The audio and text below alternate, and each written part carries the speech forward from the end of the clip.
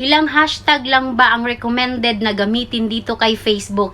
Para po sa mga baguhan, guys, mahalaga po na lagyan po natin ng hashtag ang bawat pinopost natin. Kasi po ito po ay isang marketing strategy or masasabi din natin itong boosting strategy.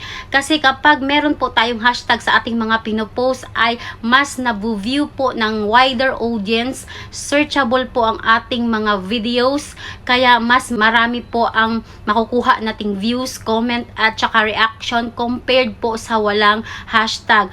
Pero guys, meron pong recommended at best numbers of hashtag na pwede natin gamitin. Ito po yung 2 to 3 hashtag per post, maximum of 5 hashtag.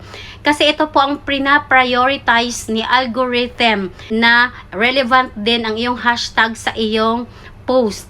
Okay? Kasi guys, yung mga viewers gusto din nilang basahin yung thoughtful at entertaining na caption, hindi yung mas mahaba pa yung hashtag mo kaysa sa iyong caption ng video mo. So, 'di ba, parang nakakairita. Baka ito pa yung way na mawalan ka ng followers dahil sa napakarami mong hashtag.